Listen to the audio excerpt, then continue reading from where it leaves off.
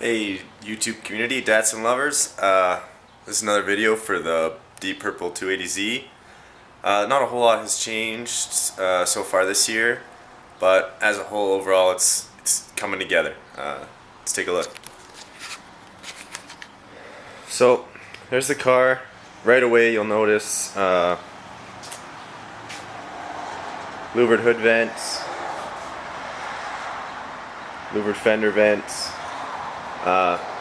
Kind of a difficult decision to make to chop and drill out the holes for that, but I think it looks really good. It's a little bit different, so that's what I kind of like. It's my style, and you know, it's pretty good. Up front, full skillered grill. This is the 280Z grill, designed to work without the upper turn signals, so that you would move your turn signals down here and use the 240 signals. I took a little personal initiative and I wanted a hideaway look, so I altered the mounting for the upper signal lights to allow this grill, because normally that would cause this grill to sit too far out so the hood wouldn't open. Basically I bent the signal brackets back and then moved the light behind them and then mounted it to the brackets, so that gives you an extra inch of play, and then it allows this hood, it clears this peak on the grill by like a few millimeters. Pretty tight, but it's awesome. Coming around the back,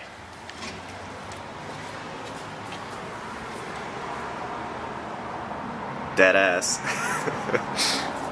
Just a novelty badge I picked up from a guy on one of the Facebook pages. The biggest modification that's come up this year is this custom half cage roll bar, harness bar, X-brace that was done by AFR Custom Auto Works in Red Deer, Alberta. Sick job. Definitely, if you're in Alberta, that's the place I would say to go for a roll cage. The welds are ridiculous, and this cage is so tight to the car. It's insane. I don't even know how they managed to pull this off with such a tight allowance, but it looks fantastic.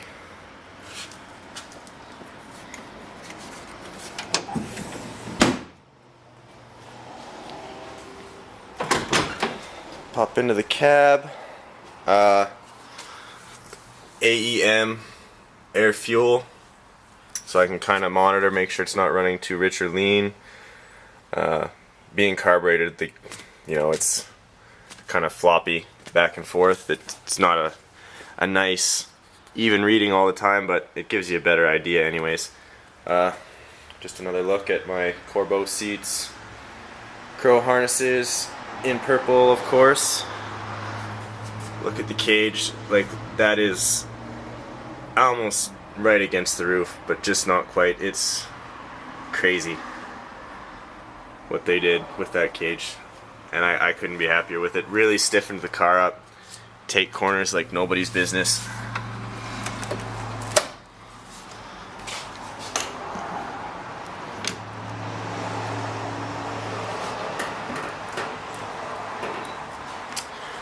Hood's being picky. There we go.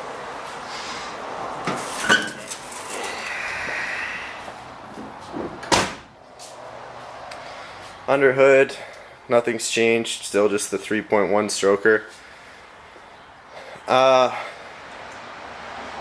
Only thing I did change, the distributor cap has changed. Spark plug wires have changed. Changed the ignition coil.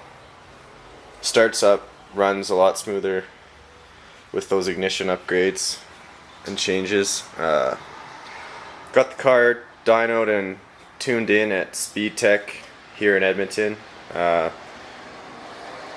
Good guy. The only shop I really trust to do work on my Z. I prefer to do the work myself, but some things that you just gotta have done somewhere, and that's where I go. He's got a classic Z. He does great work on it himself.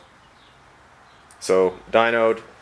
The output is 182 wheel horsepower, 200 wheel torque, and you know I was a little kind of disappointed at first. I really wanted to hit that 200 wheel horsepower mark, but with the big ass tires on the back and only running twin carbs, not triples, I feel like it's a pretty good number. And that was a highly repeatable number. We did it a couple times, even after the engine was hot, so it was good. I rolled in there with no tune, and the initial horsepower number was like just shy of 150, so to manage to creep another 30, almost 35 horsepower out of it just by dialing in the carbs is pretty good. Definitely made a difference. Plenty of mid-range torque, and it's got a nice flat curve. Overall, car's coming together really well. Super happy with it. And you know, maybe if any of you are considering buying a Classic Z or modifying one, it'll offer you a little bit of inspiration. Catch you next time.